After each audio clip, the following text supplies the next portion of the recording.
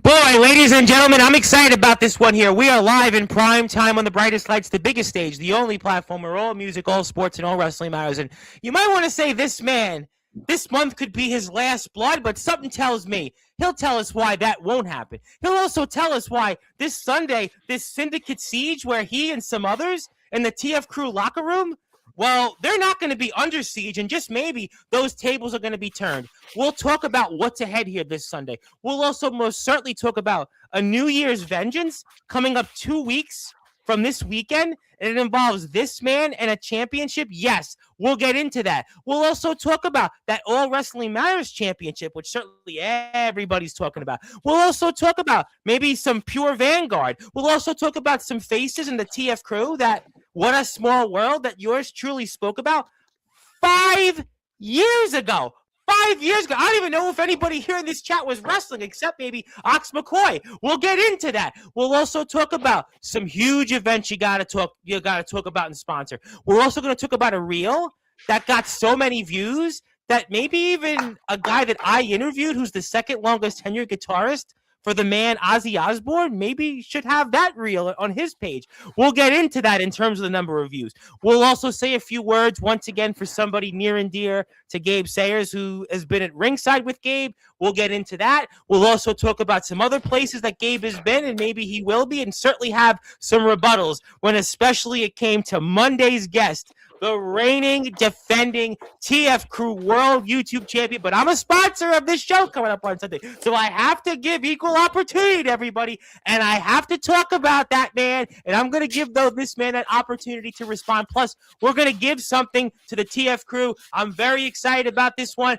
I now get a chance to do this intro because I haven't done it in a couple of days, and I'll explain why. But ladies and gentlemen, let's certainly start this show off here in style on Sportswire Radio, the number one global radio station where all music, all sports, and all wrestling matters. So with that,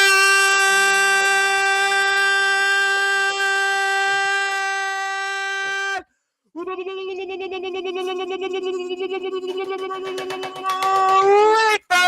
further ado, here on the Sports Report,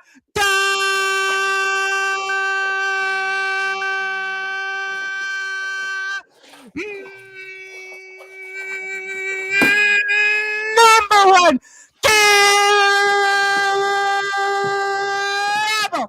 sports show, the man that sits on top of the throne as the All Wrestling Matters champion, the reigning, defending IMF hardcore champion, and the owner of one of the premier companies around in all of wrestling, the TF Crew. His name is simply put, the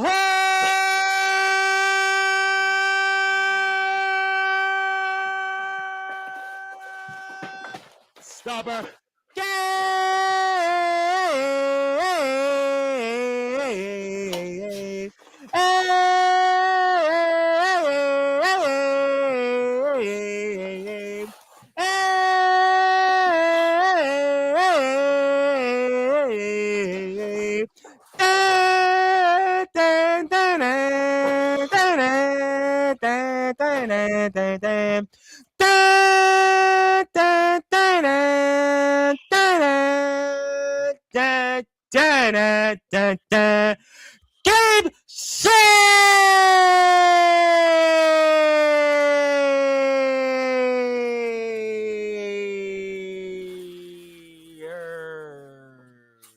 the double champ is here, my friend.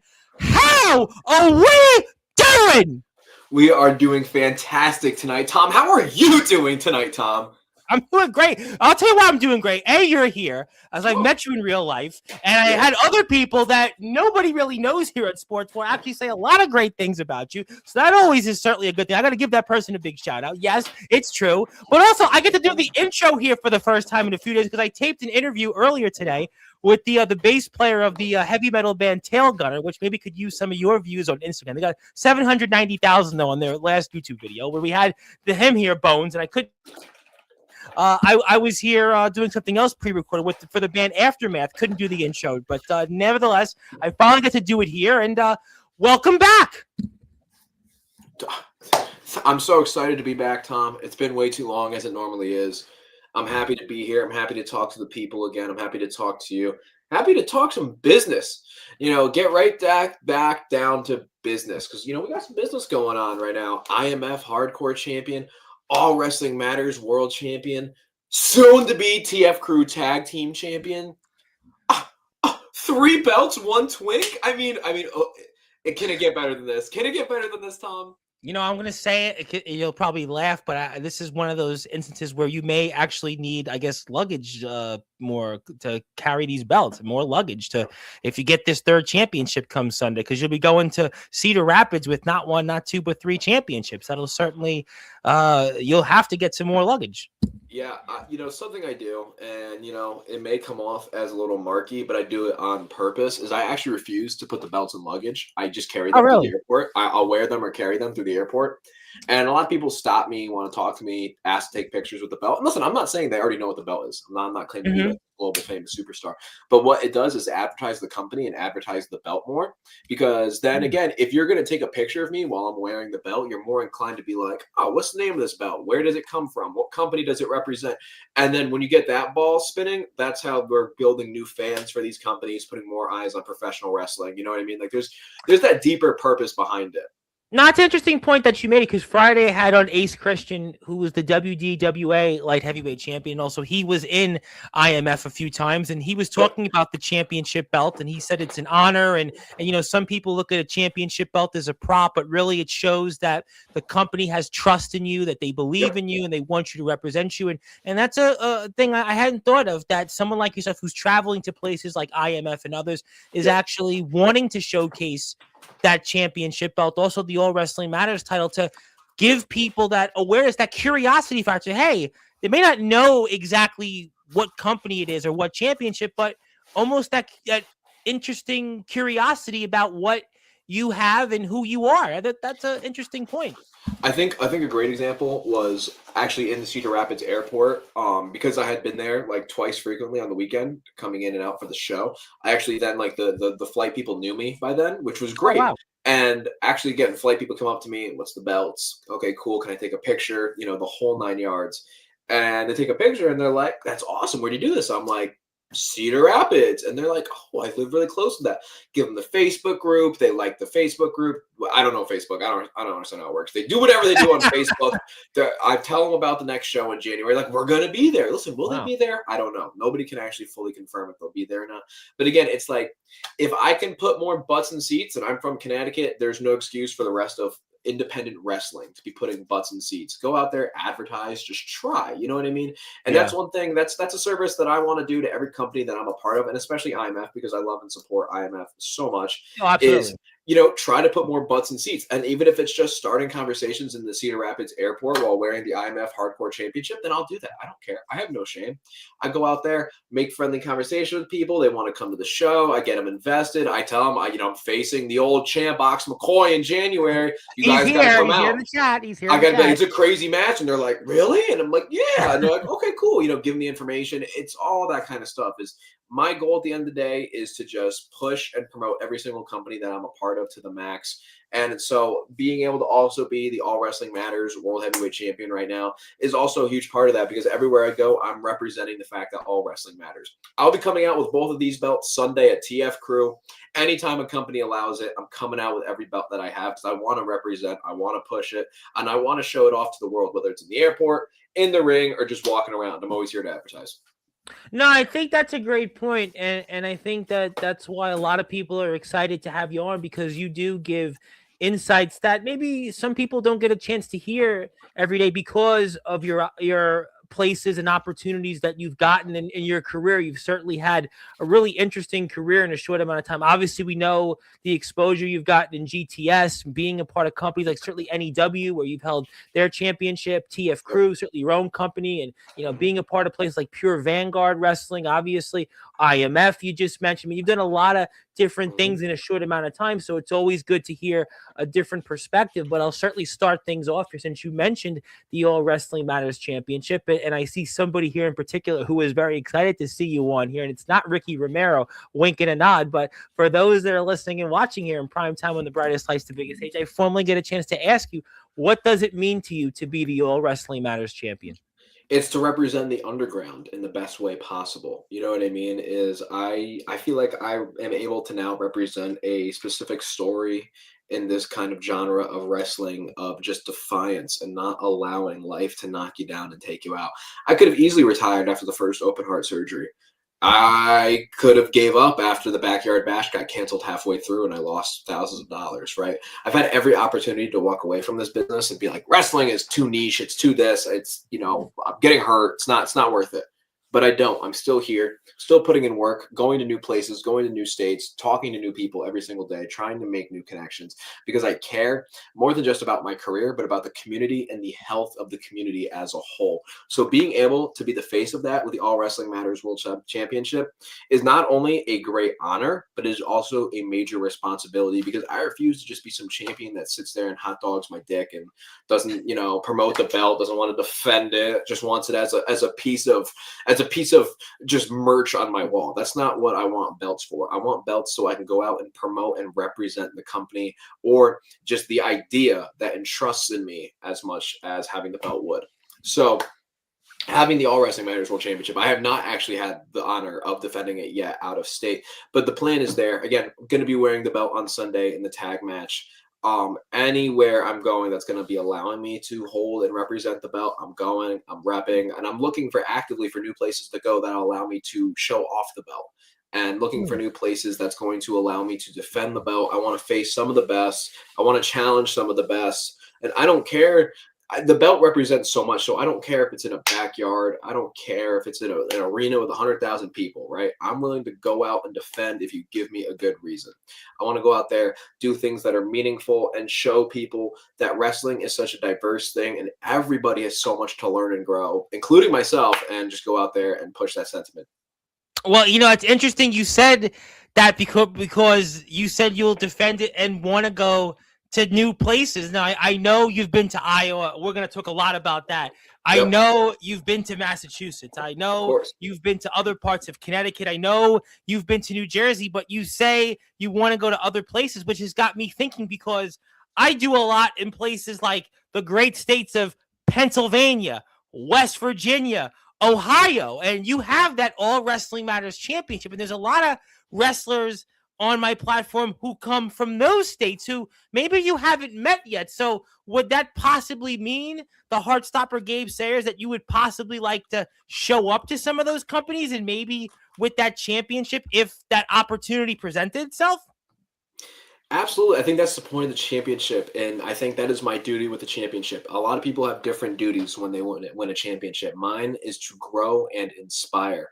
So if it does mean showing up in places that are maybe a little smaller or a little less on the map than others, then I'm okay with that and I'm ready. No matter where it is, we figure out how to get me there and we figure out how to maximize myself as a product, whether that's through seminar, matches, defending the belt, just giving out advice, helping train people. I'm willing to do it all. Talk about social media, whatever it's got to be. I just want to go out there and push and help people because that to me is my purpose with the belt, is to put it on a bigger pedestal. But to be able to put the belt on the biggest pedestal possible, I have to go to a small company, a large company, a medium-sized company, anywhere and everywhere, all over the country, and just show off the belt to the absolute maximum, and also make sure that the belt has a positive message with it, right?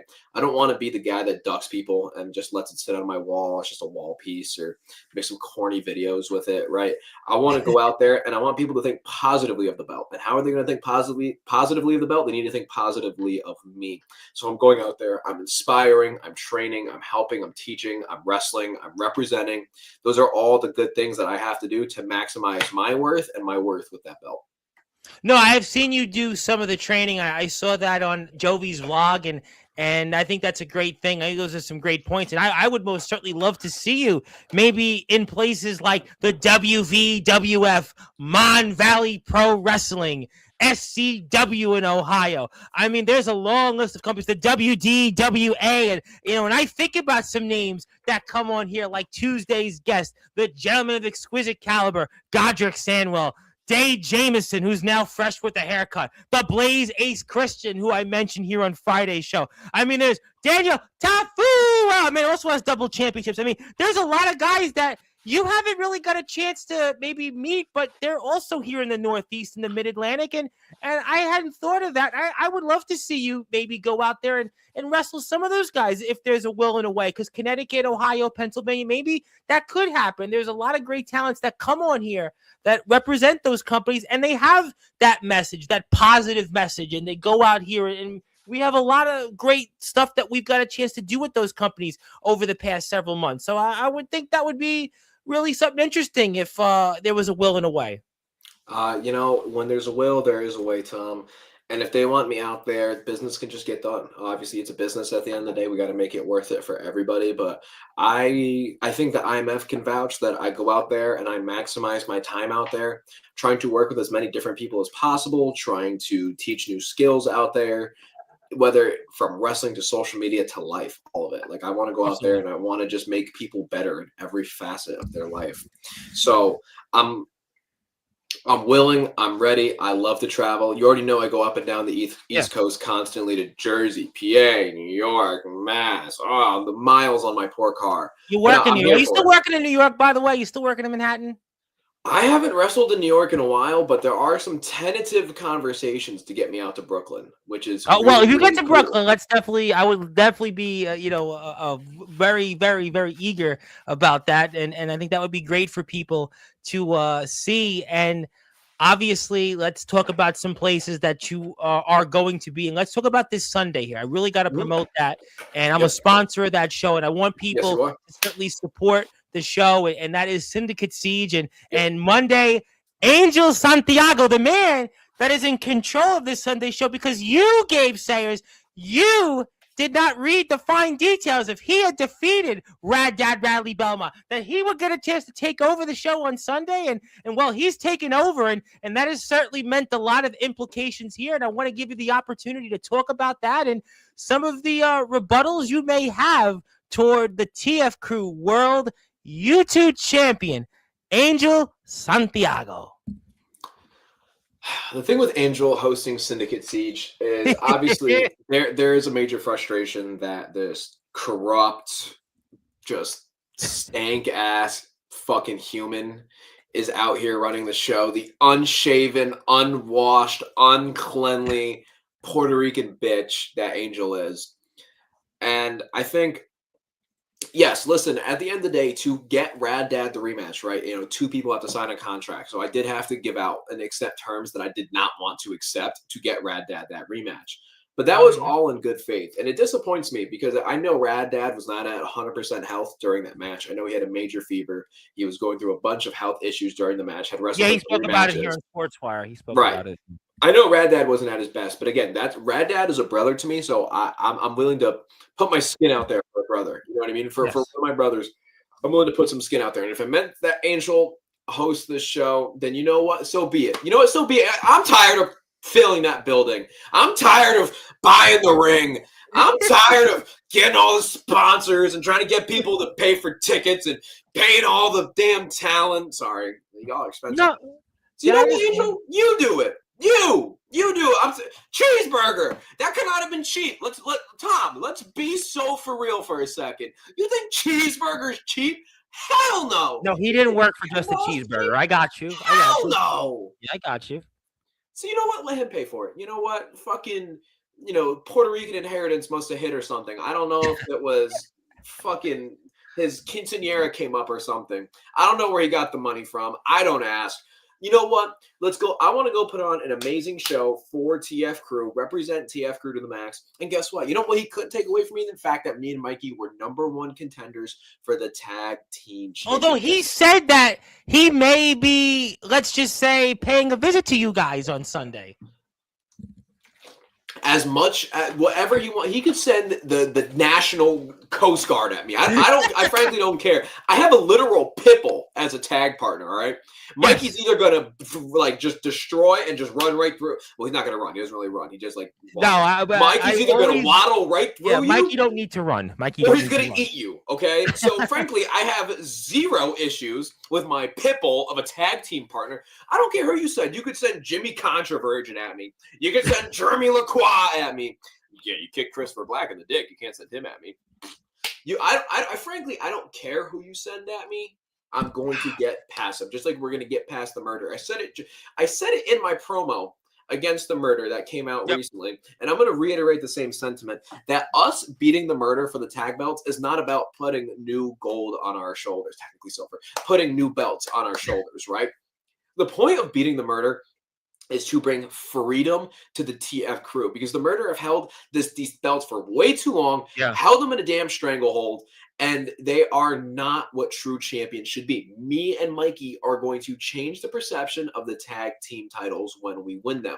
That's what this message is all about. That's why the preparation that we had to go against CUM, the completely unstoppable machines, Louis Jr. and Sr., Deathmatch Hall of Famer, GCW Deathmatch Hall of Fame, was unbridled. I've never seen Mikey work this hard. And trust me, I had to. You ever seen like the bit where you got like the fishing rod with the cookie on the end of it? I mean, I got him.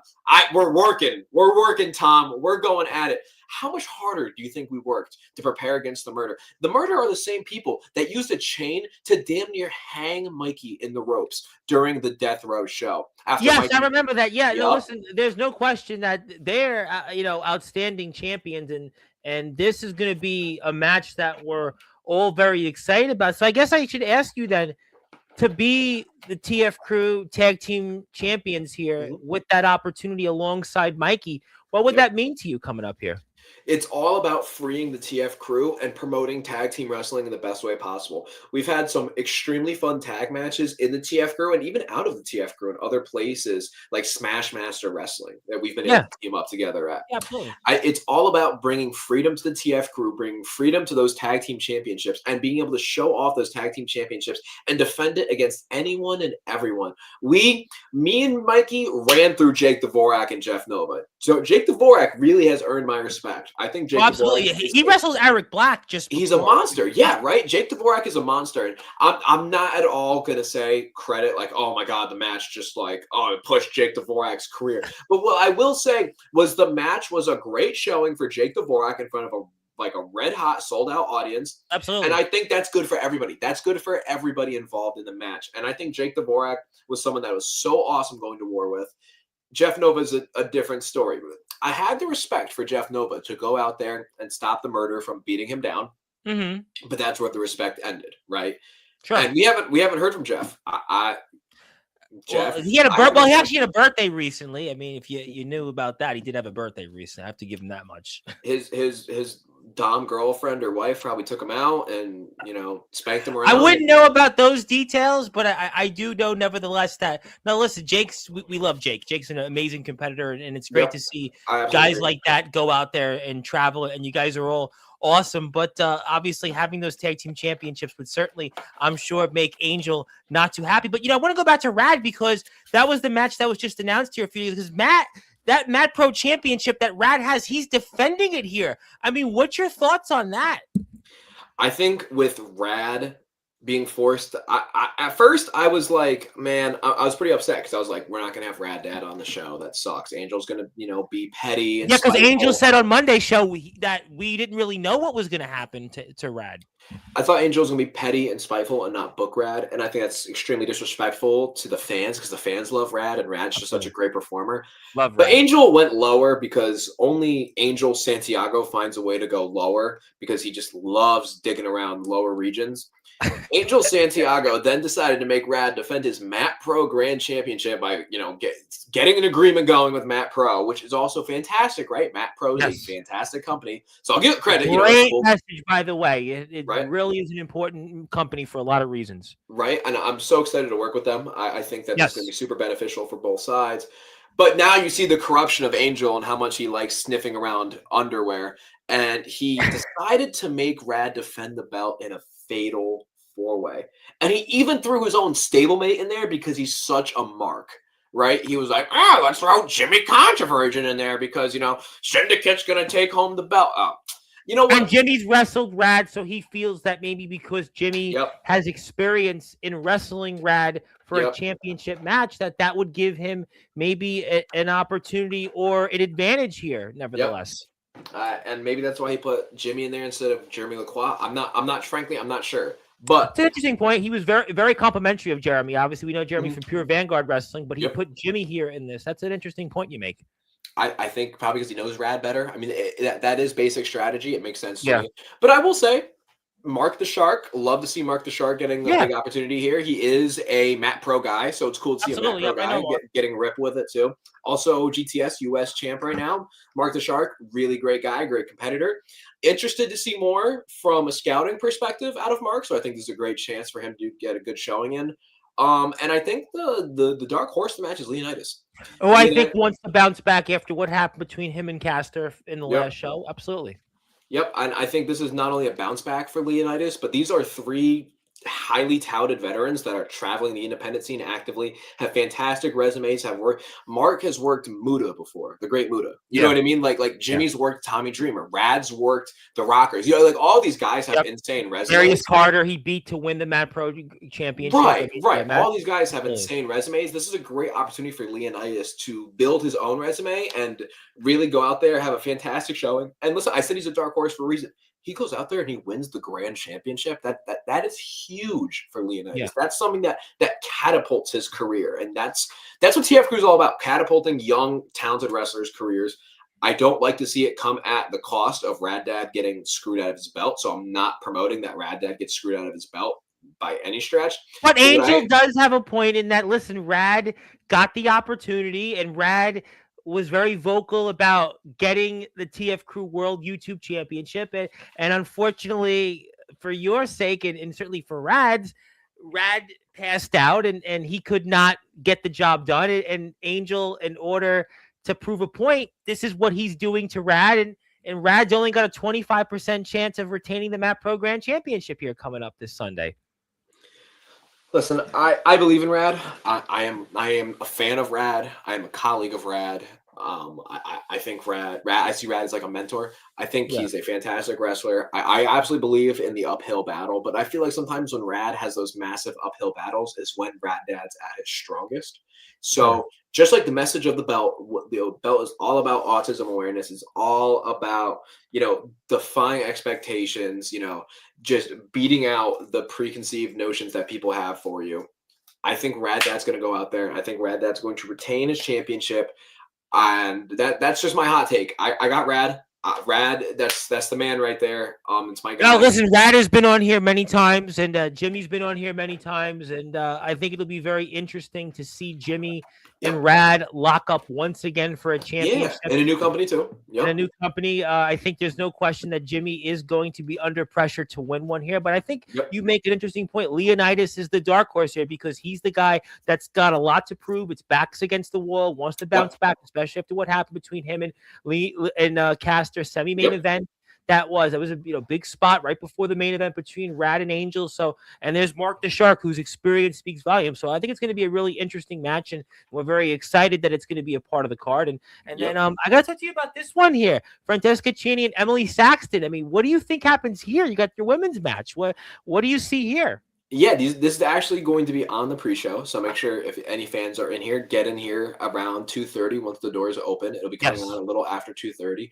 This right here is part of the morals and values of TF Crew, and I applaud Angel for getting this together, but, I also had a hand in this because, again, he may be running the show, but, Daddy's the promoter here. And first ever women's match. We've had intergender matches. First ever women's match in TF Crew history. And I wanted to give it to two super hardworking people that absolutely deserve the opportunity. Fran was actually at the last TF Crew event helping sell some Cheney merch at the last event. Fran is such a badass, such a hard worker. I got to wrestle Fran for the GTS Hardcore Championship. What an honor and opportunity it was. Fran is a badass in and out of the ring. Absolutely deserves every opportunity she gets. Also, what a great person as well. And listen, Emily Saxton may be an extremely annoying Karen. I hear it. I hear it. Oh my God, trust me, I hear it. Sure. But at the end of the day, one thing that I will say that nobody can take away from Emily Saxton is that Emily Saxton is working her ass off right now to get better, improve, get herself out there. And for that fits the values, the morals, and the alignment of what the TF Crew is. We want people who are wanting to work hard and push themselves to get to bigger and better places. Well, here it is. You have an opportunity to make history in the TF Crew and be the first ever women's match. So they already have a rivalry spanning from GTS. Now it comes to the TF crew. I believe this is their third or fourth match against each other, and I'm here for it.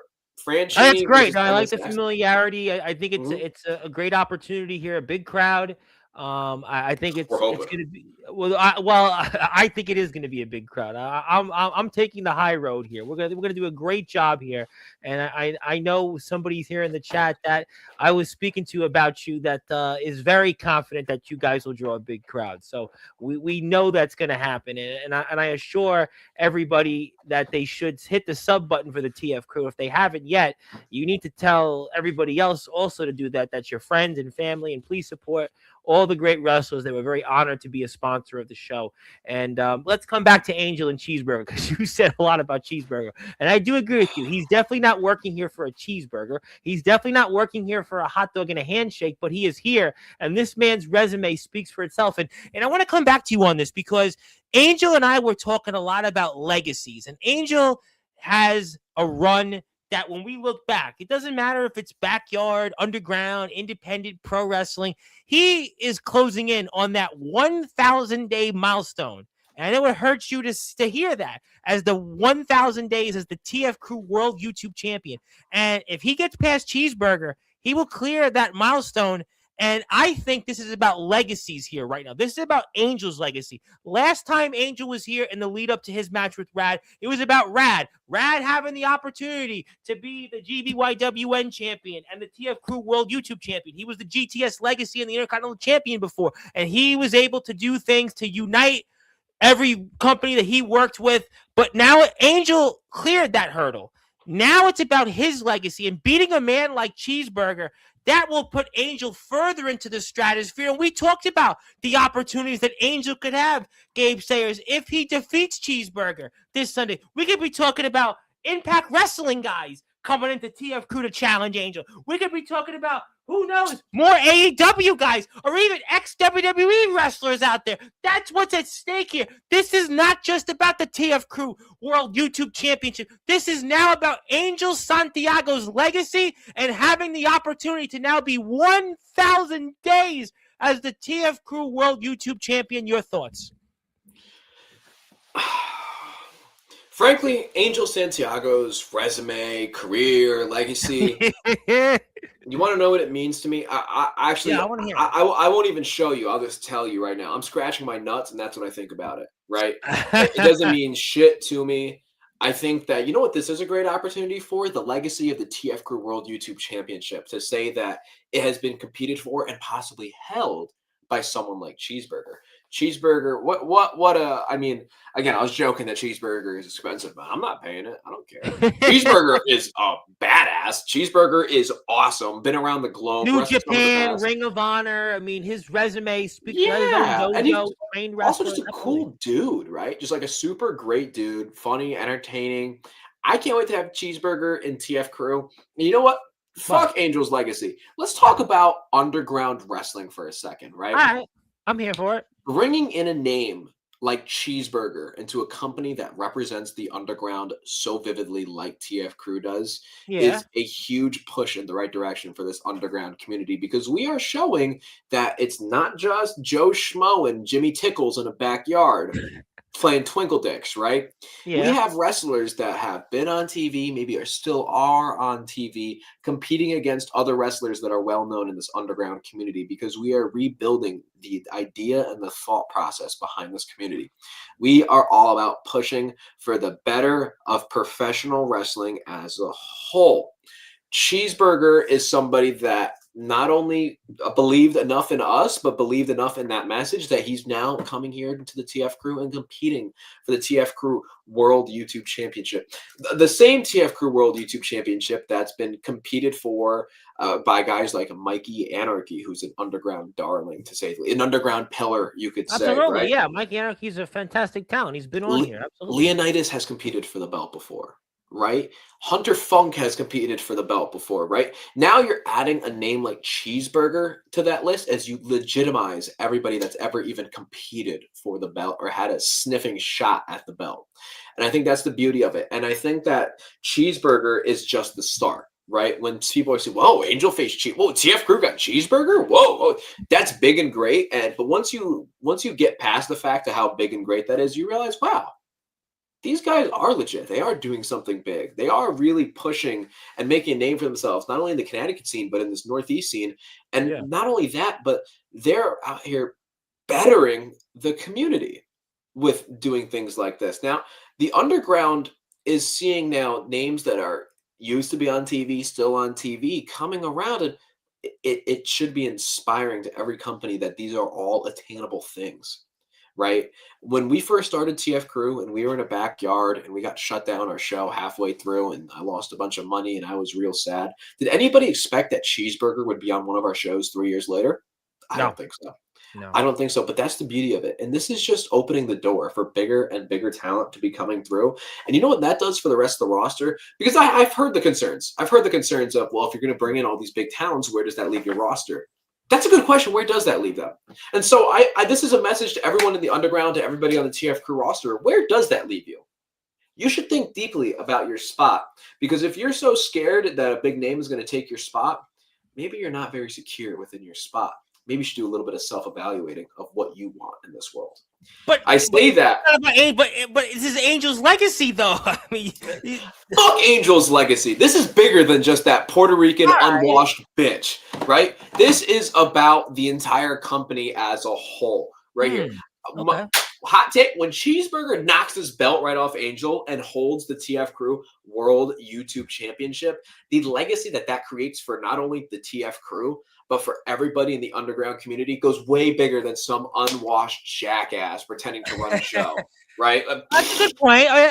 Conversely, I understand what you're saying in a different way. That, well, what if Cheeseburger is the TF Crew World YouTube Champion, a man with his resume, a man with his following, and what would that do? That's an interesting point. I hadn't thought of it in that way, and that's a point that's a reason why people need to go out and watch the show, and that's another good point. And speaking of people that I do have to talk about, that also, what a small world wrestling is. You know, you and I were talking about this off the air, and I'm going to say it, full disclosure, Angel and I were talking about this off the air, because there's a guy that you, Caster, and Angel wrestled in Pure Vanguard Wrestling that is now on your show coming up here, who 5 years ago, that's right, 5 years ago, I had actually talked quite a bit about, because he was kind of starting out here in the wrestling world for a company called Pro Wrestling Magic. I was talking with a guy, Steve Off, who now is the owner of Pro Wrestling Magic. You have him here coming up this Sunday against another guy that is a big talent. This is a really, really exciting match, and I'm talking about Wrecking Ball Legursky, and he takes on Corey Duke. And Gabe, what a small world. There are probably people here in this chat 5 years ago, maybe with the exception of I want to say, Ox McCoy, maybe Torrance Banks if he was here, that weren't even wrestling. And here I was talking about, and I never forget the day, I was talking about Wrecking Ball Legursky and Pro Wrestling Magic 5 years ago. 5 years later, Gabe Sayers, you have a wrestling company. You're promoting a show where this man, Wrecking Ball Legursky, who's also been in a little old company called the NWA, and another feather under the notch of your cap and everybody else here in TF Crew, and he's wrestling another hell of a talent in Corey Duke. You got to talk about this. This is why the TF Crew exists. We are not only creating just crazy matchups and bringing in crazy, awesome, big names, right? But we are using these people to help showcase our amazing talent. Listen, do I think Corey Duke comes out of this match breathing? Yes. Winning? Right. No. Right. I wrestled Wrecking Ball for. I know. Right? I showed the match on Monday. So I get it, and I've played the games before. Like I said, Corey Duke will be alive probably. Winning? No. There's not a fucking shot in God's green earth that Corey Duke wins this match against Wrecking Ball, because look at him. I know. Wrecking Ball, listen, he has quite a resume. This man, yeah. I mean, I remember him 5 years ago. What he's done since then is just tenfold. I mean, just. Exactly. But that's part of that. That's what we're doing for this underground scene. That now we're building these bridges and these links and these guys, these great up-and-comers beyond just Corey Duke. Let's look at Cass. Let's look at Christopher Black. Let's look at Leonidas. all of these guys now have an opportunity to face Wrecking Ball, a guy that's been on NWA, a guy that's toured damn near every Northeast indie that there is, a former NEW, Yep. NEW that used to have Hardys and all the, Yep. all the good stuff. Yep. Former world heavyweight champion there, right? Wrecking Ball is obviously a monster and a machine, but he's also an amazing opportunity for every single wrestler that steps in the ring with him, because you'll learn something. You may learn that it hurts to get crushed by a 400-pound man, but I train with Mikey Anarchy all the time, so I already knew that. The point is that Wrecking Ball is going to bring out a different side of the TF crew, and I'm so excited for it, because you can't bring your A game against Wrecking Ball, right? You just have to go in with every ounce of heart determination that you have to hope that you can survive against Wrecking Ball. But that teaches you something, and that makes you better. That's going to make the TF crew better. That's going to make the underground scene better, and everybody wins. Wrecking Ball versus Corey Duke. I'm so happy for Corey Duke. I love Corey Duke. He's my favorite half-naked cowboy that I could think of off the top of my head. And what an opportunity for Corey Duke. Definitely someone who also deserves such an opportunity like this. And we felt so strongly that he deserved this opportunity that he's actually making his TF crew debut here in this match. Wrecking Ball versus Corey Duke is going to be an absolute blast. I'm so excited. I'm not paying Corey Duke's hospital bills after. Let me throw that out there. Love you, Corey, but you're a half-naked cowboy. Start an OnlyFans or something. Like, you know what I mean? You can get it done. Well, that reminds me of the naked cowboy in Times Square that everybody used to talk about, and it's Corey. You didn't know that? Well, not quite, but I know what you're saying. We'll move on. And speaking of people that have been big topics, you mentioned Jake earlier, and he cut a promo yesterday I saw about this. And the man that's in the chat, Caster, who I hope to see back on Sportswire very soon. I think we will. And Be Insane. I mean, just what do you think happened here? Because, Angel, as I'm sure you were certainly aware of, said that Doc Holliday is not wrestling on Sunday's show. Now, Doc said on Monday's show that he will be in the building and he'll have a ticket, but who really knows there with Doc? And we'll get to why you and him may have shared some, let's say, Instagram followers. But what do you think happens here? Because the winner of this will get a shot at Doc's championship. Jake said that he will get that championship. Caster's, I think, another rising talent. We've talked a lot about him in the past. He's been here, and Be Insane. Well, this man, I wouldn't mess with him either. I mean, what do you think happens here in the Tomorrow's End Gauntlet? Tomorrow's End Gauntlet is another scheme for Angel to just be scummy and nasty and unwashed, because that's what Angel Santiago is. This right here is an opportunity for Angel to screw Caster, right? Tease Caster with the opportunity at something like the Tomorrow's End Championship #1 contendership, but throw absolutely fantastic wrestlers in his way. That's not a knock against Caster. That is just I have to do service to how great of a wrestler that someone like Jake Dvorak is, right? Yeah. The Cambodian Nightmare, me and him had our differences, and we've also frankly shared a lot of similar things. Absolutely. The Cambodian Nightmare is a nightmare for a reason, right? Absolute powerhouse, absolutely fantastic wrestler, and obviously there's more people in this gauntlet, right? Yes. So that then creates the issue of, we all know that Angel's probably going to make Caster go out there super early in the gauntlet, have to survive against some of the best talent in the TF crew and underground scene. And is it fair? Absolutely not. But you know what? I mean, I think that as someone who had to take his licks a lot early in his professional wrestling career, I think back to my 3-match series with Mikey Anarchy, where he poked and prodded every area that you could humanly think to poke and prod on a human with a sharp piece of glass or something. That at the end of the day, this will make Caster better, but it is not a fair opportunity for Caster. I'm absolutely there. This is not what should have been Caster's match on this show. It shows the corruption that Angel has and how he's a salty little bitch and everything. But I'm happy. But this does, to be fair, to this also stems because of what happened after Angel's match with Rad, and one of the guys that came out was Caster, who made the save. And, Doc obviously was a part of that. Doc also talked a lot about on commentary his history with Rad. So the guys that came out to break up the syndicate, and Christopher Black, we know what he did, where he did the right thing. He decided he didn't want any part of that assault on Rad. And those were the guys that got punished, and Angel's in control, and that's what he decided to do. I think that also shows how much of a coward Angel is by not booking a Christopher Black, not booking a Doc Holliday. Listen, Doc Holliday said he's going to buy a ticket. I don't think Doc Holliday can afford a ticket, But You said that. Not me. I think that Doc Holliday is going to find his way into the building. Are you kidding? Come on, man. I love the Lincoln Room, right? And I think it's a great Yes. venue for us in Bristol, Connecticut. It's cool. 2:30 p.m. The doors open. Get there really by 2. Bell time's 3 o'clock. You got to be the ESPN might be the home of Bristol, but now it's the TF Crew. Yep, and it's a great spot, right? Absolutely. Man, I was talking to fans last show that like found ways to get in and didn't pay for a ticket and stuff. And if Joe Schmo and Jimmy Tickles can find a way into this damn building, come on, Doc Holliday's gonna get his ass in this building. And you know the best part about being on Doc Holliday's good side is he ain't gonna be coming for me. So I'm good. I'm safe. You know what I mean? I know Doc's gonna get in here, and I think I hope he gets his hands on Angel.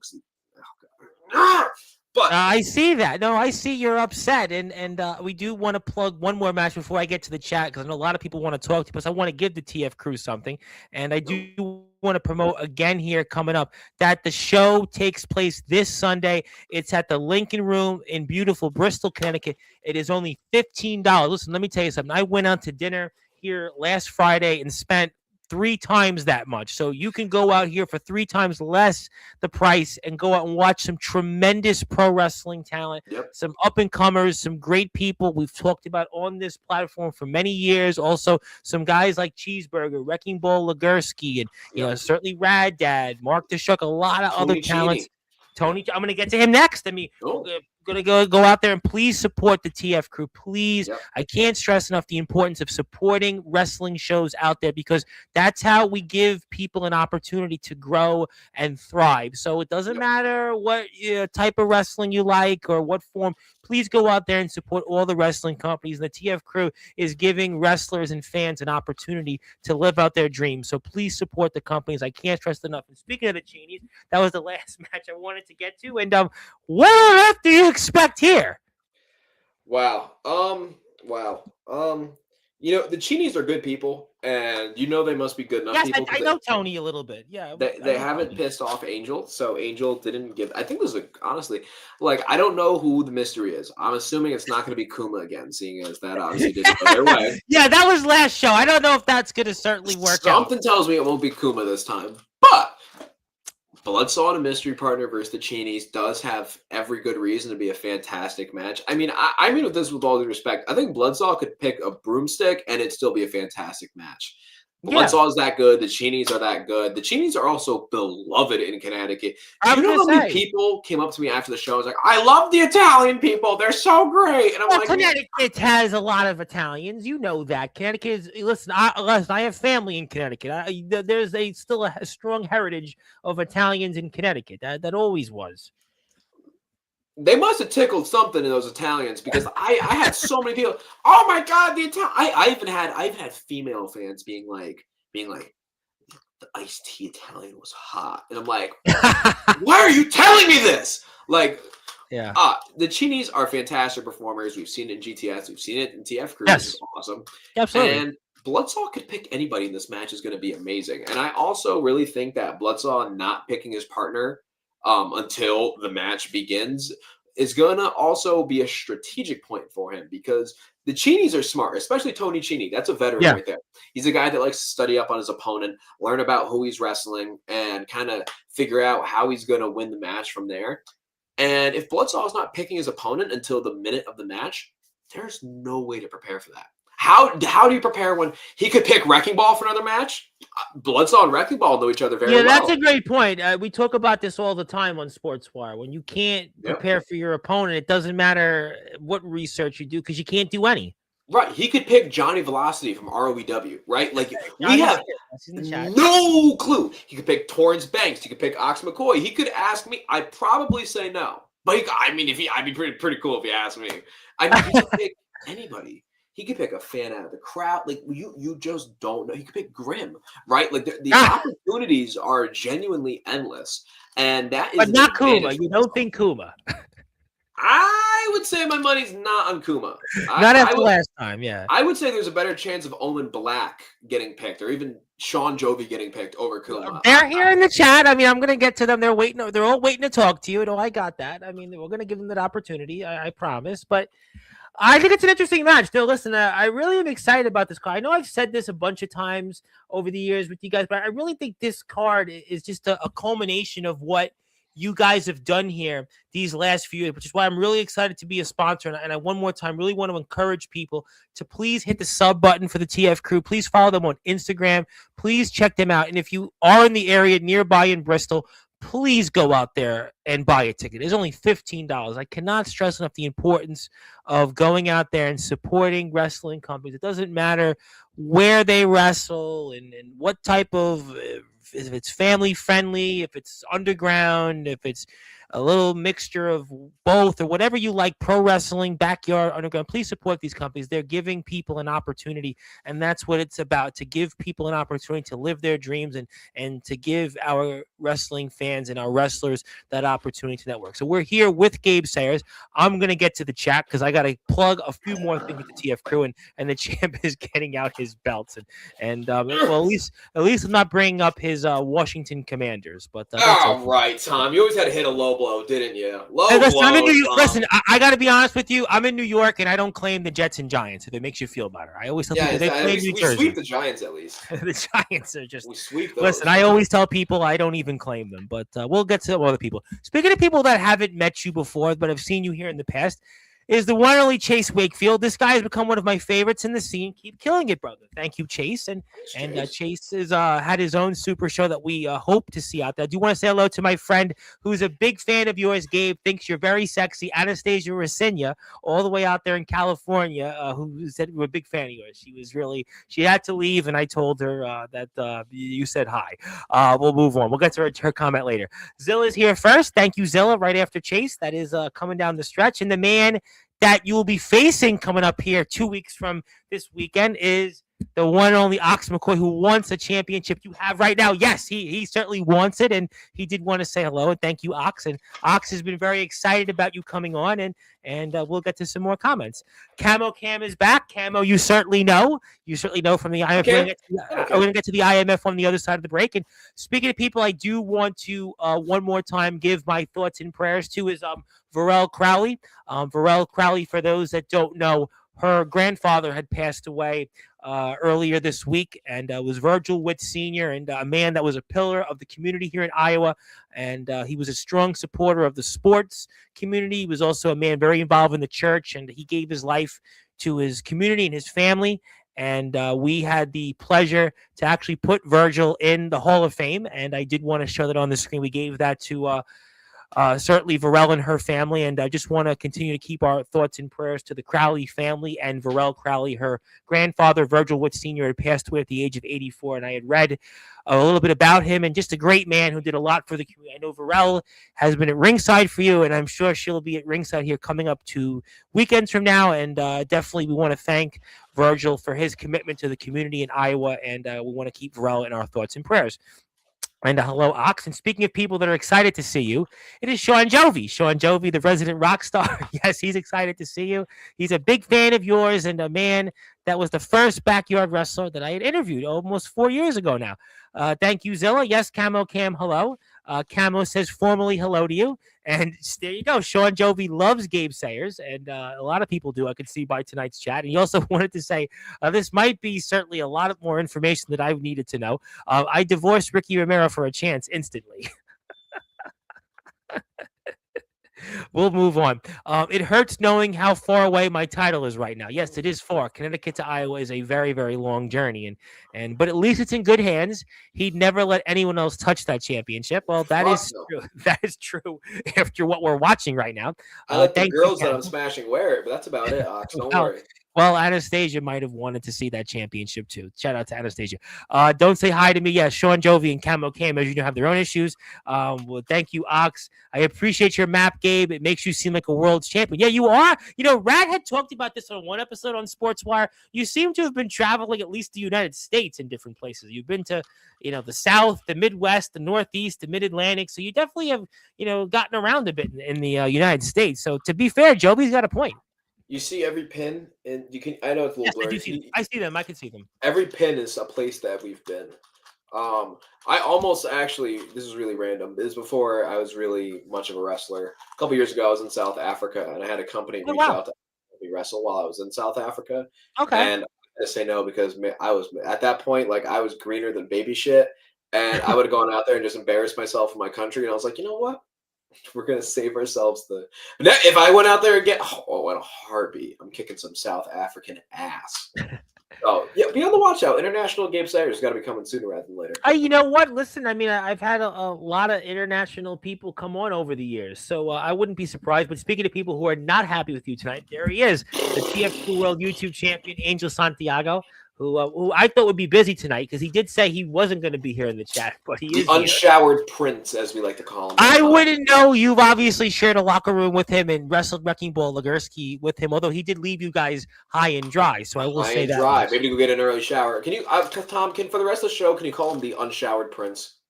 I'm not going to do that, but I will certainly allow you to do that because I wouldn't be able to comment on those things. I would hope not. And Gabe Prince is talking about his pubes again. How good! I can't do that. I can't do that because then I'm going to certainly get taken off the air. But you can do it though. You're a guest. Gabe is juicing confirmed. I mean, listen, maybe it could help the Jets and Giants perform a little better because they certainly need that. But we'll leave that at that. They play in New Jersey. Back off, Daddy. He's mine. Speaking of Torrance Banks, Torrance is in the house, obviously from the great state of New York, the Empire State. He'll be watching the Buffalo Bills, but he wanted to say hello. Thank you, Torrance. Happy New Year. Good to see Torrance. Hello, hello. Who else is in the house? Tell me Ox McCoy is here because if so, what's up, Ox? There it is. He is here. And yes, Ox is here. And Gabe show up to 3BW with me. I mean, who knows? Sean Joby did talk about that, by the way. He talked about he's coming to the Northeast here later this spring, and he certainly zeroed in on this guy who we talked about quite a bit in Rad Dad. What do you think about that? I'm just saying, 3BW. I've talked to the owner. I can reveal that I've talked to the owner. Yeah. Don't reveal anything else. Please don't. I can reveal that I like to make opportunities happen. Okay, well, that's a good idea. That's great. We appreciate that. What's good? Who else? We've got some more comments. How's wrestling? Well, we're doing great right now. And my former employer is calling me Steven Saperstein. Steve, I'm on Sportswire. I'm tempted to take the call right now for the chat. I don't know if I should do that. If the chat wants it, let me know. I think let's not do it. If he can give me a new job, I'm tired of my. No, he has family. He has family who are real estate developers. But let's not reveal those ties here in Sportswire. I'm more communication. If he can grab me a little HR social media job. Steve would freak out. He would flip out and crap in his pants. Kind of like what you say about Angel Santiago would be Saperstein right now. We'll not do that. Prince. Yeah. No, he would crap in his pants if I actually took the call. I'd mark out if you defended the All Wrestling Matters Championship at a GBYWM reunion show. We talked about that earlier. I like making people work out. Let's go to some more comments. Hello from the owner of the PWF, a championship you do not claim, but you did defeat the PWF champion, Felix Jones, to win the All Wrestling Matters Championship. That is obviously Shane M, who did want to say hello. Thank you, Shane, for tuning in. Also, we'd love to see that there it goes. Thank you, Shane, and we will certainly have more coverage coming up. I need to get out of the East Coast, but I'm definitely afraid of falling. I have to admit, I am in the same boat. I am in the same boat. I flew once. And I did fly once years ago when my family went on a vacation to Florida, and on the way back, the plane didn't land for 3 hours. It just kept circling and circling, and since that day, I won't fly. It's just, unfortunately, I'm like terrified. I really thought I was going to die that day, and I will not fly since. We're talking years. Tom. Yes. That I don't know if you knew, but I am planning and putting some things together. Something that could be dubbed an underground cup. Putting. I honestly didn't know. I had no idea. I haven't made any announcements about it or anything crazy, but I've been putting little words into people's ears about an underground cup and bringing some new people to the Northeast. And I think we have to make Ox McCoy get over that fear of flying. I think you'd agree with me on that. I would love to see it, but I understand him when it comes to the fear of flying. I really actually do understand him on that. So we'll see. I would love to see a underground cup. That's a great idea because I had not heard that before. No, seriously, I had no idea that you had thought about that, and I think that would be an interesting concept. And he does want to get down to Texas. Yeah, that Texas is an interesting place. My friend actually just came back from Texas. My buddy Joe Roses went from Brooklyn to Houston. He loved Texas. He loved the food, by the way. But we'll not talk about the food because then Joe will want to eat more food. Me too, Ox, but a potential shot at Rad that is worth the risk.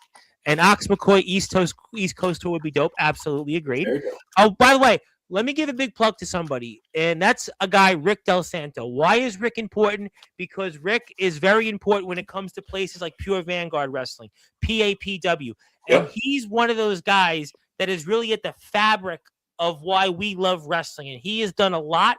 And what a small world it is, Gabe, because I was talking with Rick, and I've known Rick. He knows some of the people that come on here in the WVWF, like Miss Courtney Wood. And, we were talking about some different things. And, he had followed me on TikTok. He's also interviewed some different people. Sick Boy, I think he had interviewed Jumpin' Jim Brunzell. And, I've interviewed some of those names. And, he was really impressed with what you've done in the TF crew, and he's going to be showing up to the show you guys are putting on in Milford, Connecticut, the Milford Mall, which is another show I'm sponsoring, and I want to give some praise to Rick.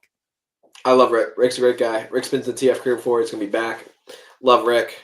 Great mind for the business. Great guy helping uplift, younger and newer talent, which is very. Love Rick. Good dude. Yes, and he said you guys are great networkers. He doesn't understand much of the backyard wrestling, and I just told him long story, and we'll move on. But Rick loves you guys, loves what you bring to the table, and I couldn't agree more. Thank you, Shane, and we need a Shockey house party too, and that would be a great idea. I mean, I hope someone can find the venue if I feel another house party needs to happen. Absolutely. Yeah, can we get a house party where like the spot where the ring is, where like the roof isn't almost hitting me in the head? Like I'm 6'2". I couldn't jump in that ring. You are tall because I've met you. You make me look short. I couldn't jump in that damn ring. So I can't give a suplex. I can't do any of my jumping moves. I'm like, man, the fuck is this? Are we like vertically discriminating now? Like Shockey's House Party 2 needs to have a little bit of a higher ceiling, please. Just throwing that out there. Well, we have to find out. Hopefully, they'll have it again, and that's a great point. And I agree with Torrance. Yes, and hi, Shane. How is a flag that represents Let's Go Pillars? Great chemistry between both those guys. Absolutely. Please hit the sub button for the TF crew. I would really encourage you to do that. Like I said, Anastasia is a big fan of yours, and she was shy, but really wanted to say that you were the sexy person. Just saying. She signed off, but she did want to point that out. Thank you, Anastasia. Ox Rush. Well, we have fans out there in different places. Ox is treating me great. Here to talk business with a boss to come to the PWF in Iowa. Who knows? He may have ability for IMF. I'm going to get to the IMF shortly. Rush, I love your vodka. I was just in a Zoom and they were talking about Stoli and some of the other Russian vodkas. Stoli! Yeah. Jimmy Tickles in the backyard is a legend, though. I mean, Jimmy Tickles. Well, I mean, maybe the next Copper Dragon video will have a Jimmy Tickles match. I just watched the one in NCW, which was very good, but who knows? Not my vodka, Ox. I'm just here for business and unwashed. We're going to leave that at that. We are not going to repeat that comment. I was in Parade Magazine last weekend. Please, just like some people in the IMF group on Facebook wanted me to bring on a certain wrestler that we shall not be named. And I'm like, no, we're in the mainstream media. I got a question for Gabe, though. Tuna casserole. Am I right? Now, that's an interesting segue because I do have to plug Gabe. You are a worldwide sensation, not just in wrestling, but on social media, because I understand you have a Instagram reel that wound up getting 186,000 views and 52,000 likes. You may want to talk about how you became a worldwide sensation. Yeah, I'll brag for a second. I appreciate that. So that video actually did about 560K right there, which is awesome, 500,000. And then I actually posted a trial reel, which has not popped up on my main profile yet, but I will put it on my main profile soon. But a trial reel is just something that only goes to non-followers. And I uploaded a trial reel of the same bit from this video that ended up doing 2.3 million views. You showed me off the air. You were like, "This is what it really got," and I was like, "Wow, that's even more than my guest that came on here earlier today, which we taped for the band Tail Gunner, which has a video with 800,000 views, and then Gus G, who played for Ozzy Osbourne out of Ozzy. I don't even think he hit that many views yet, so that's impressive. I think I have to give credit where credit's due. I have a great editor. And I also think I have two really great friends that are willing to eat my shitty white people food. And I also never feel ate tuna casserole though. I got to be honest. I never had it before. you ain't white tuna. enough. You ain't white enough. I have more. Yeah, I Sorry. know that. I know that. Listen, that I know. I got that. But I mean, I've had tuna. I had tuna fish once when I was 7. I never forget in Brooklyn. We were kind of poor in that time. Now definitely we can afford a $500 steak. But in those days, remember one time my dad's like, "You got to have a tuna sandwich," and I had it. And it was the worst thing I ever had in my life. So anything with tuna, and we have Hubie Jenkins from the EWA, who's all about the tuna dogs, and you had tuna casserole. But lucky for you, you went viral. But who knows? This video is all about breaking some racial barriers, and you know what? Sometimes you gotta let your white homies. I'm a mayo roach. I'll admit it. And you gotta let your white homies cook for your black homies, and that's what it was. You know what I mean? I was putting my black homies on this a little cracker culture, as I like to call it. And my cracker culture was tuna casserole, because that was a staple of my childhood. So wow, made a tuna casserole for them, and they were not happy about the seasoning level. But once they got the seasoning, they were happy, and they said it was edible. And that's what it's all about, baby. We don't care what color you are. We just want to film you eating my tuna casserole so I can get views. You know what I mean? No, I got that, but I'm happy that you guys got the views. But I'm definitely not having tuna casserole. That's for sure.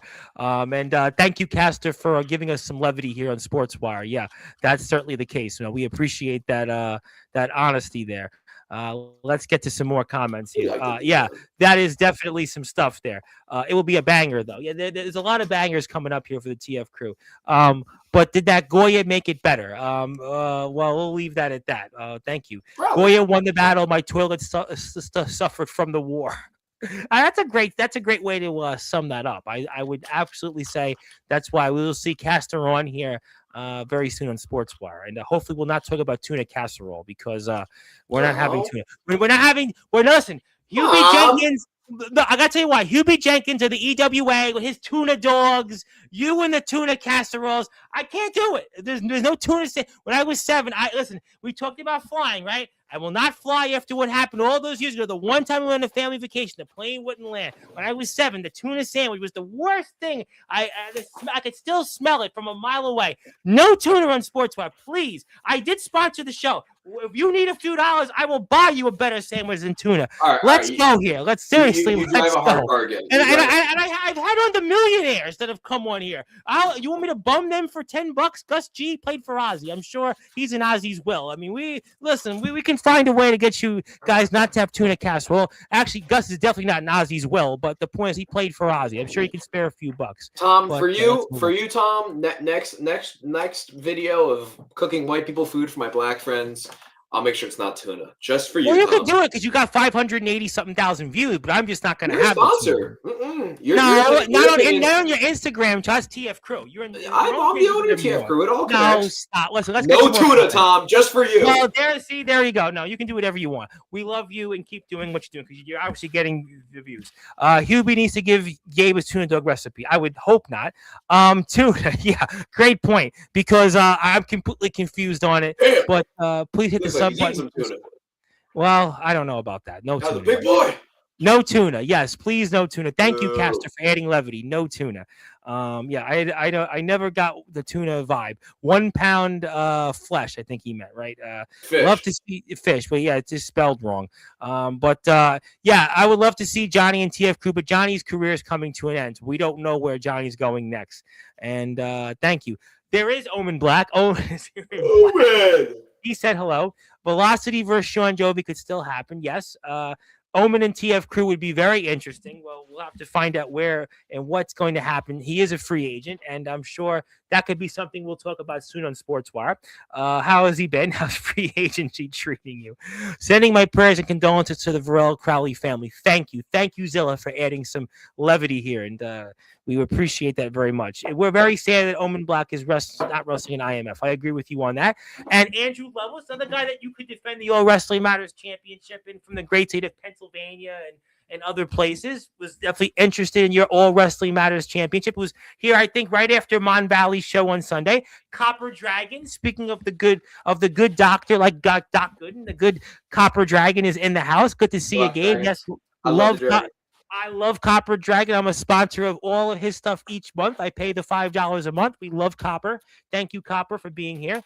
Cup, you say Underground Cup. That got Andrew Lovelace talking. Oh, Tom, you pay for that? You pay for the Patreon? $5 a month. Yeah, I pay for it. And then you do some politics, so you'll be able to help me out with it. No, I don't do the politics, but I love a match like to talk about. I mean, can you politics something for me, Tom? I need to hit a 7-star match. I've gotten 6.8 twice, Tom. I can't. 6.8. Johnny, well, you know, I have a way you can politic that. Johnny Velocity's here. He's gotten the 7 stars with him and CJ Black. You could talk to Johnny about how to get the 7 stars because he's gotten a 7-star match. I don't need to talk to no Johnny fucking Velocity and their fucking pre-taped dick eating.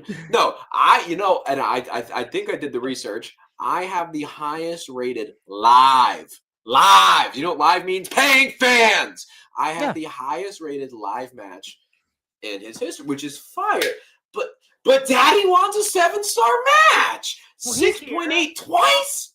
Mr. Dragon is here. He is here. He is listening to this, and I would love to see him back on. And speaking of people that heard about Underground Cup and your championships, Daniel Tafua, the USWA Universal Champion and the WWF Hybrid Champion, who wants to win a 3rd championship like you this coming weekend. He wants the WWF King of the Mountain Championship, and he wanted to say hello, and he heard about your championships, and everybody seems to have heard about them. Thank you, and yes, and hopefully we'll see you here on Sportswire. And ready for the 24th. We're going to talk about that next. Thank you for that. We're going to talk about that next. And the tuna fish sandwiches. Some people like them. You know, look, I mean, my dad did like tuna sandwiches when he was alive. So you got to be like talking to him more than me at this point, Gabe. So, you know, maybe that'll, help. But also, I am Samoan, and I've had it. You got to make it right. It's all about the texture and the right ingredients. So, Daniel Tafua likes tuna fish. He likes tuna, so somebody likes it out there. What can I say? There are tuna fans. Listen, growing up, I wasn't having tuna, but you have the hardcore championship. Omen accomplished his goal in IMF, and there's no point in staying. I'm sure we'll talk about that very soon on Sportswire. Kept in the back. You know, I never thought on Sportswire an episode with Gabe Sayers would turn into tuna talk, but hey, it's I blame Hubie Jenkins because Hubie Jenkins came up with the tuna dog, and he made a short of it on YouTube.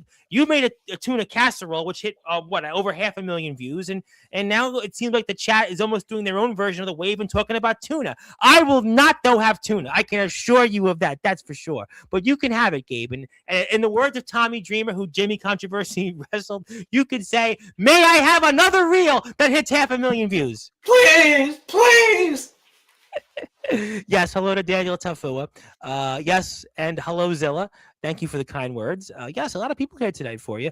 Not surprised. I'm paying the tuna driver. If there is a tuna driver move, I feel like somebody did name it somewhere.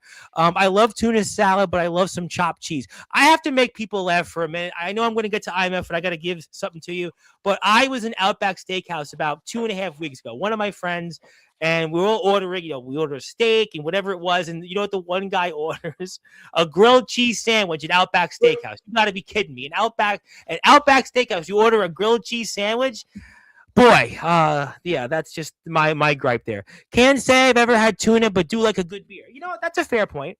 I was signed with X's company, and I was waiting for Y's company too. Well, listen, I mean, everybody wants to go somewhere, I suppose. And laugh out loud. You've definitely come close, Gabe. I'm rooting for you, man. See, Copper heard the message. Give it to me, Dragon. He heard it. He heard the message. Now, Daniel Tafua, just want to let you know this. Instead of a 7-star, he can give you a 10-star match if you want one. You got to put down the fucking tuna casserole, big boy. We got to He's a big man. Match. He's a big man. He's a big man. We got to last the entire match.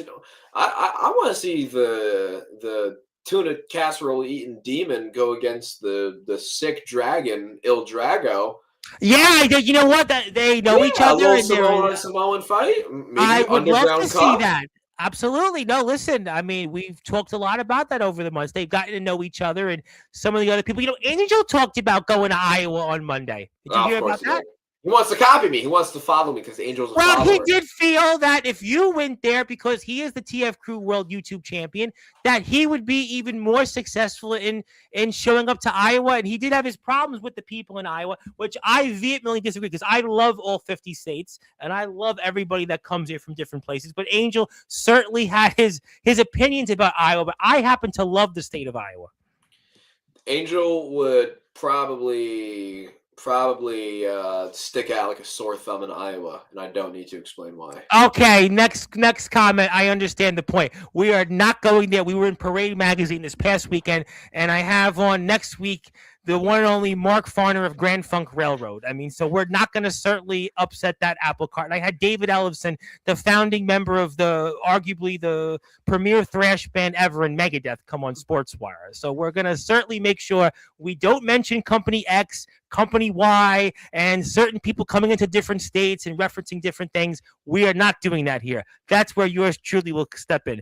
Real Tafua says you get a 10 out of 10. Johnny 205 Live. Why don't I get a fucking 10, Copper? Well, that sounds, yeah, we're not going there. Thank you, Omen, for giving us levity. I can last longer than what you think. I can probably go longer than you. Johnny Revolver here. And what incarnation? Yes. Okay, all right. We're going to move on here because I got to talk about IMF. I got a few other things to plug, but I want to give this a TF Crew because it's time to do it, because you guys, as a company, joined the Sportswire Radio Hall of Fame. We're blessed. We're honored. Thank you, Tom. I very much appreciate that. Yes, we're sponsoring next show. Don't worry about it. Oh shit. Now we're going to see. I sit up now, Tom. You got it. I'm joking, of course. No, we love you guys. We wanted to give you this. Thank you so much, Tom. No. It is an honor for everybody in the TF Crew. We love being a part of Sportswire. Yeah. And we are obviously blessed for the opportunity to come on here and flap our gums and bullshit with you. And you know, it is certainly an honor, and I can't wait for you to get more and more TF Crew people on the show. Yes, very excited about that. We had a great conversation about that off the air, and I definitely think there are some TF Crew talents that we haven't got a chance to come on here, and I'm really excited to get a chance to meet them and talk with them, because you have some, you know, tremendous talents. Obviously, a lot of the NEW crew have been on here. You know, Castor's been here, Angel's been here, and Jimmy's been here. Rad, but I think there's some other talents that would really have an interesting story to tell, and we really thank you guys as well for all the great work in the community. It was great hearing from Rick, somebody that's a little bit independent from the usuals that come on here in Sportswire, and had a lot of great things to say about what you guys are doing. And I think that always to me is important.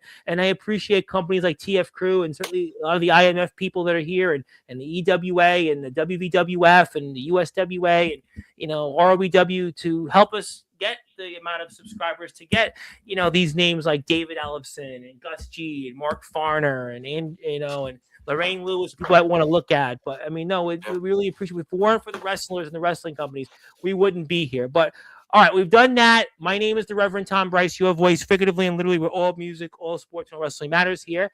And I have to ask you now, you have that IMF Hardcore Championship. You were returning to Cedar Rapids here, coming up 2 weeks from this weekend. You have a big test. You were last out there against Rory Fox. Obviously, different scenario, different circumstance, but Ox is finally ready to be out there, and he will go through literally everything to see you in that ring and take that championship that he has long coveted back. And I have to now talk about it and your thoughts on what's ahead here 2 weekends from now when you return to Cedar Rapids and put up that IMF Hardcore Championship. I think number one, Tom, I'm excited. I'm really, really excited, Tom, to face someone who is an absolute pillar of this underground scene in Ox McCoy is not only a privilege, but it is an honor. And to do it with the stakes of the IMF Hardcore Championship is honestly amazing. I'm blessed. I'm honored. I'm excited. I'm going to learn a lot. I'm going to beat him up. He's going to beat me up. It's going to be a great time. But frankly, I think the most important part about that, Tom, is what else could really solidify my IMF Hardcore title reign like beating the greatest IMF Hardcore champion of all time? How else do I solidify my legacy with this belt than by beating the best hardcore champion ever? I think that's pretty understandable. And I think that Ox McCoy is no stepping stool. He's no hurdle. But Ox McCoy is someone that will forever be at the top of my list on my resume of people I've defeated for the IMF Hardcore Championship. And I think that's beautiful, Tom. Well, there's no question that you had quite a match with Rory Fox. Obviously, Rory Fox is a tremendous competitor, and he's a guy that fits in with the likes of a Cheeseburger and a Wrecking Ball Legursky and others that you've been in a ring with in other places. So I ask you, from the experience that you had, even though it was a completely different match with the Rory Fox, what do you take away from that experience to prepare for what's ahead here 2 weekends from now? Rory Fox obviously doesn't play by the rules. A little bit of a cheater, very greasy, lack of hair, mole rat of a human. But Rory Fox is a fantastic wrestler, and I learned a lot. Yeah. And I also was able to really sharpen my skills technically in the ring and fundamentally in the ring, facing someone like Rory Fox. And that was a really cool honor. And then I found out that Rory Fox's penis was live on WWE television, which I didn't know. I didn't know that until then I saw the clip on Twitter, and I did know that. That's awesome. That's really cool. The fact that IMF gave me that opportunity to do that, that is really awesome, and that was really, really cool and fun to do. Obviously, he cheated to win because, like I said, he's a naked mole rat of a human being who can't do anything himself. But at the end of the day, that is really cool. And prepare me for Ox. Something tells me that me and Ox aren't going to be chain wrestling out there. I mean, no, absolutely not. I could try. Absolutely. Something tells me it's not going to go my way. But I think Rory Fox sharpened. Wrestling is like having a shed full of tools. Rory Fox definitely sharpened some of my tools, but now it's time to break out some of the tools that the likes of Mikey Anarchy have helped me sharpen, and go show Ox what East Coast deathmatch is really like. This ain't no Midwest tuna dog eating. This ain't no, what do they call it? Puppy chow out there. What do they call their things out there? What is the made rights or whatever y'all call your damn fucking chopped cheese wannabe sandwiches? We're gonna show them some East Coast death. You know what I mean? This ain't no West Coast. This ain't no Midwest. This ain't no South. This is the East Coast, the premiere of wrestling, right? Sure. The best wrestling happens to the East Coast. I hate to break your heart, and I can't wait to show that to Ox McCoy. What has your experience like been wrestling in the IMF? Wrestling in the IMF has been so cool. It's been such a blessing. I've been able to teach. I've been able to wrestle. I've been able to have fun, go out with them. It's been honestly a total blast. I've made some real brothers over there in Iowa, and I've made some real great connections with the fans as well, which is really awesome. That's really what it's all about. I think being able to go over there and help train people like a Varel Crowley when they're not trying to cast a spell on me, and being able to help try to train up and improve someone like a Felix Jones, who, listen, Felix Jones is misguided, and he's like I was a misbehaving kid at his age, right? He's like fucking 18. He's a kid, you know what I mean? He doesn't know a wrist lock from a wristwatch from a hand job, right? The kid's fresh out the womb out there, and I get it. I was a defiant little snot-nosed rat at that age too, so I get it. I don't hold that against him. I think he was able to learn a lot of great things from our match, and I think he's been able to impress and really improve a lot as a competitor from stuff like that, and getting to work like that, getting to work with Jordan Nuts. I meant Nets. Jordan Nuts. And getting to work with a Jordan Nuts, who is someone who I think really needed a big match for his resume and needed a little bit of a confidence boost. And even though he didn't come out with a win, I thought he had a really impressive showing, and I thought he's definitely showing some improvement. And being able to help improve these guys and season up these guys. And listen, I may be the curator of white people food, but I like to season my friends. I like to season these people. To be able to get up there and season them and make them a little bit better, that's been such a blast. To be able to go out with them after shows, drink at the Iowa bar. Man, you know what? Iowa needs Cedar Rapids needs a place to dance. You'd be surprised, man. There is nowhere to fucking dance out there. But, I won't hold that against Iowa because the food's pretty good. Going out there and being able to create these relationships. If I get Slipknot on Sportswire, since they're from Iowa, I know some people have asked me, I get now all these names that get thrown out there. And if I get Slipknot on Sportswire, I'll have to ask Corey Taylor about this. Maybe Corey will know about this more so than what others out there that haven't. But in terms of just your own experiences, obviously being a part of GTS, one of the biggest companies around all of wrestling, your experiences in places like Pure Vanguard Wrestling, certainly TF Crew and other places, the PAPW arena, learning there from, Mario Mancini, Paul Roma. These are guys that have done a lot in our sport. for that experience that you've learned over these past few years in helping some of the younger talents in IMF, what have you done from your own experiences, maybe to try to help those guys go up the ladder in their own rights? I think it all starts fundamentally. I think a lot of these guys are uberly talented, have characters that they should be showing more of, and need to put themselves out there more. And I think that's all stuff that comes with time that they're working on. But man, fundamentally, I think fundamentally it's been definitely trying to get out there and the small things, whip reversals, man, proper chain, up and overs, all these different things that to me, as somebody who's been doing this for a good couple years, is just like second nature to me. Some of them have never done before. So getting out there, teaching those fundamental skills and boosting their fundamentals is making them more of a complete product. And that's my job. You can't be good at just the flippy dippy. You can't just be good at pissing people off, right? You need to be a complete product as a professional wrestler.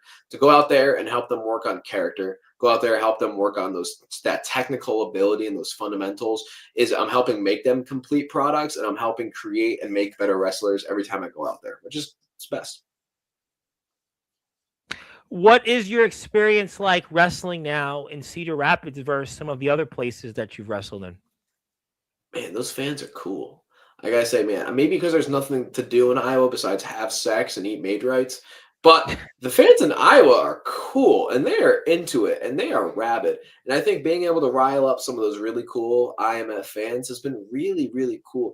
And it's different than a place like New Jersey where wrestling is so unbelievably oversaturated Yeah, that I know New Jersey. It's oh my every God, night. I got to do like I 100 know. front flips and damn near kill myself to get a My fucking friend reaction out there. is a pro wrestler, Chris Urban, and Mm. it's like it's this. You just know is like 79,000 wrestling companies in the state of New Jersey. It's just, it's crazy in that sense. That I totally get that. It's so oversaturated that I got to do backflips and massacre myself to get one grandma to halfway like me. And it's like, holy crap, I'm tired. And then IMF, I just go out there and I be me and I do my bullshit. I'm not exactly the most orthodox person and I don't do normal things. And they like it. That's cool. I don't got to massacre myself out there for the fans to appreciate what we do. And that's awesome. And listen, they might be a little bored out there in Iowa, but at the end of the day, they're very appreciating fans. And that's all I can ever ask for. Absolutely. And we'd like people to support the IMF by following them on a few places: Instagram, YouTube, Facebook. We're very excited about the show here coming up in 2 weekends from now. We'll definitely have a lot of coverage coming up, especially as we get closer to the 24th. We'll see, I'm sure, some of your talents that you've seen accustomed to on Sportswire be here on the 22nd and some others. So stay tuned for some announcements on that. And Gabe Sayers will be a part of that undoubtedly, as he'll be defending the IMF Hardcore Championship against one Ox McCoy, and also one kiss proportion of Ranch, and heard you'll kiss in Iowa too. You will certainly have that comment left to yourself. And I've also got a solid knuckle sandwich for you, Gabe. I did hear a lot about those as a kid growing up. Those definitely hurt. Rory Fox is a very, very cool guy. Also had a birthday a few weeks ago. And Ox is very excited to test his stuff against you. And also, I'm excited about that. We're going to leave these comments at that. Thank you to Fua and Omen Black. We'll leave them at that. Also, we have on here, we do not dance in Iowa, we fight. That is a very valid point. I want to come back to a few final thoughts on IMF in a minute, but I got to work in Pure Vanguard Wrestling before we get to that and close the show. We talked a lot about that with Angel, and also you were in the ring with Wrecking Ball Legursky. And I would have to think coming up here, we have a big show on Valentine's Day, I know, for Pure Vanguard Wrestling. And will we expect to see you back there coming up? Yeah, absolutely. I think we're gonna be there on Valentine's Day. Everybody knows that the Heartstopper is 2x effective on Valentine's Day. It's just like in Iowa, I go out there and I just fucking slay it. I listen. I'm not allowed to swear in Pure Vanguard Wrestling, so I'm gonna watch my tongue here for this Vanguard section of our discussion.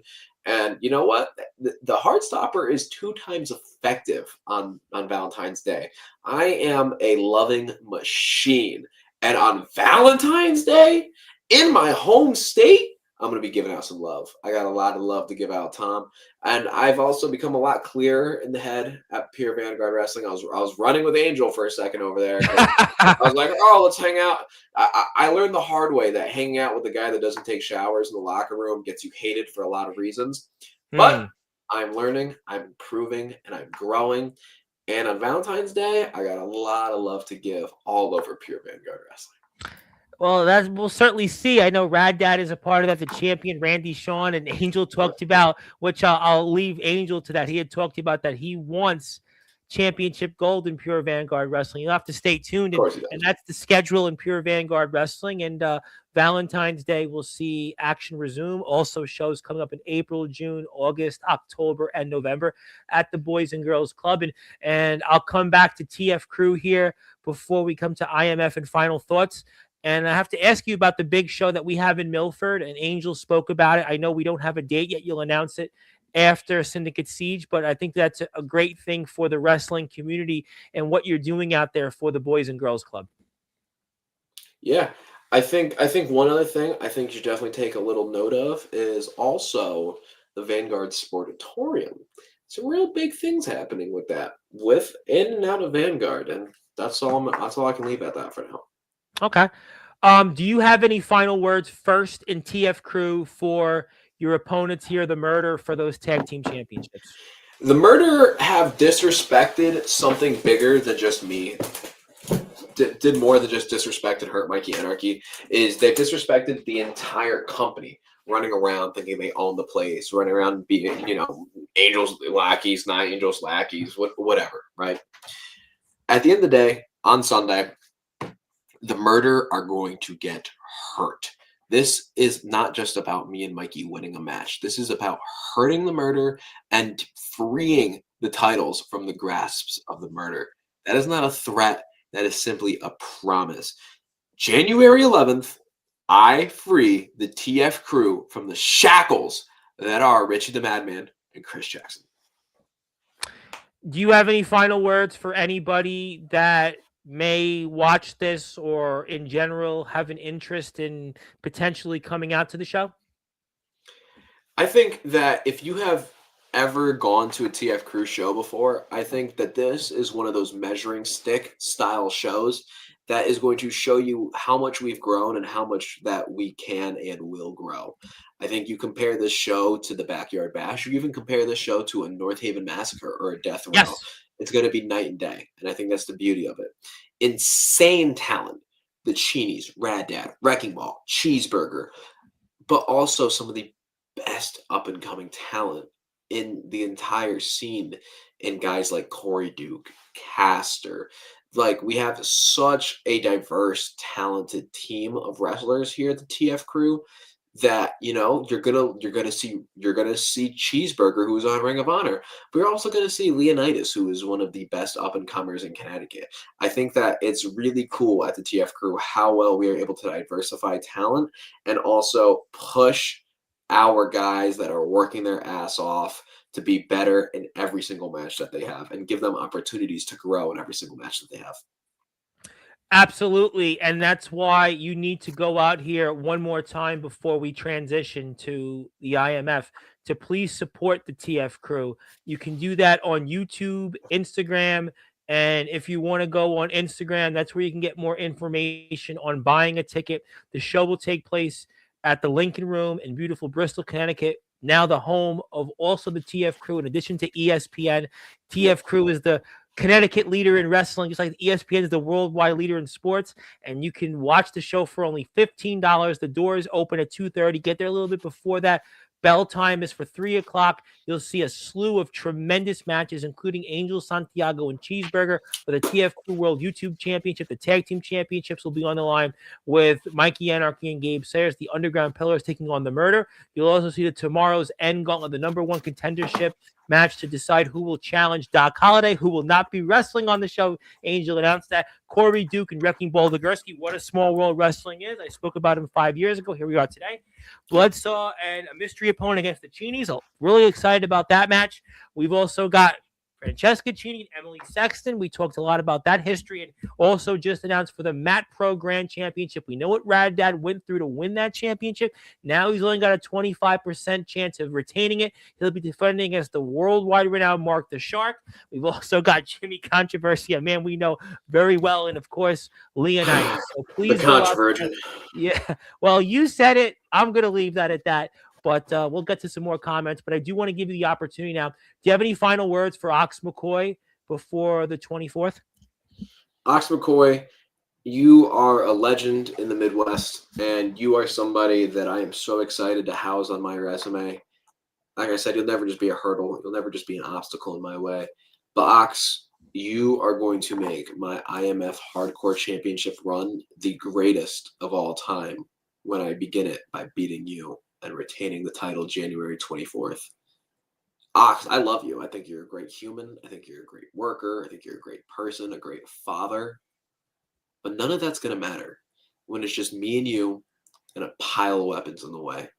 Because frankly, this isn't the Midwest. I don't care about Missouri. I don't care about Texas. I don't care about any of that. The home of deathmatch wrestling in the United States is on the East Coast. I hate to break your heart. Ooh. I've seen it. I've done it. I've lived it, Ox. So you may think that you've been in the game for a long time, but this isn't a game to me. This is real fucking life. And you're going to see that January 24th when I am still your IMF Hardcore Champion. And if fans bring the weapons match, nevertheless, that certainly throws a wrench into this, and we'll see who it benefits. I think that'll certainly be a very interesting question that we'll be pondering over the next 2 weeks. And this will take place on January 24th. But you know that we'll have plenty of coverage here on Sportswire, especially as we get closer to the lead up. And Gabe Sayers will be wrestling against Ox McCoy. And there's the wild card, Varel Crowley, especially we know with the heavy heart that Varel has right now for her grandfather. Maybe that'll be a factor in her outside the ring. I don't know.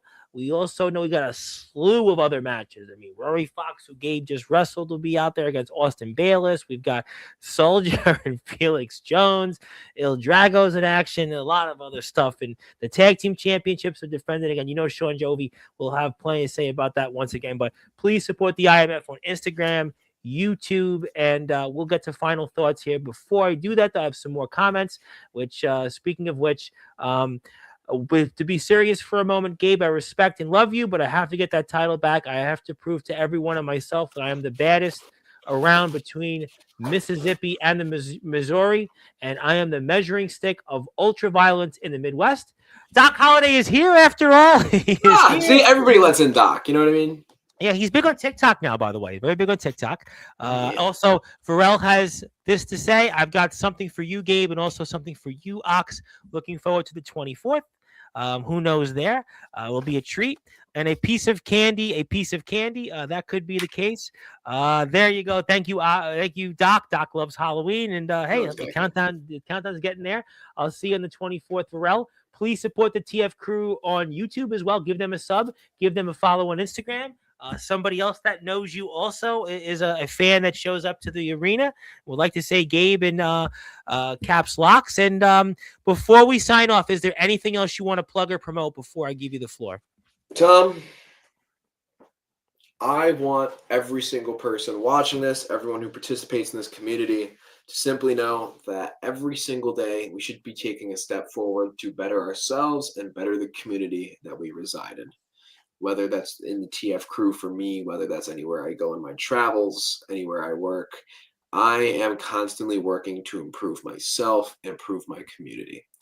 I do that with social media. I do that with wrestling. I do that when I train. I do that as much as I humanly can.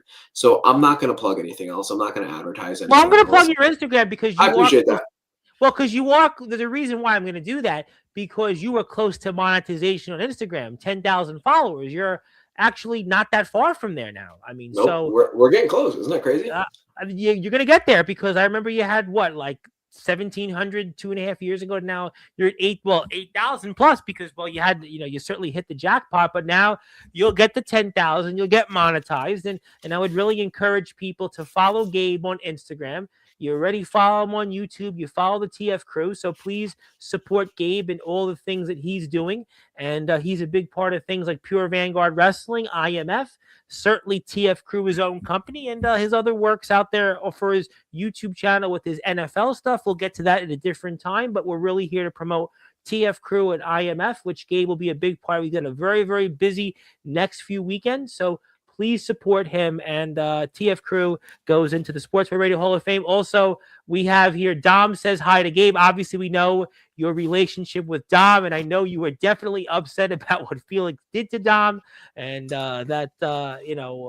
know about that. And Soldier did get a little bit of revenge, and Soldier did throw out Felix in that little promo for the announcement of the match at New Year's Vengeance. So there'll definitely be a lot there to talk about. And that was one family feud I'm not getting involved in at this point. We want to keep the gravy train growing and growing and growing and going. So we'll leave that at that. But my friend, I know you got to run. You're a very busy man. I want to thank you so much for your support. Thank you for the opportunity to talk about your company and all the great things you're doing in these other places. And I want to congratulate you on the success upcoming for Syndicate Siege, despite some of the things you may feel about Angel. But nevertheless, I'm excited to see what the future holds for you and all the great companies out there, including IMF and certainly Pure Vanguard Wrestling. Anywhere else we might see you. And thank you as always. And Happy New Year. And hope to see you soon.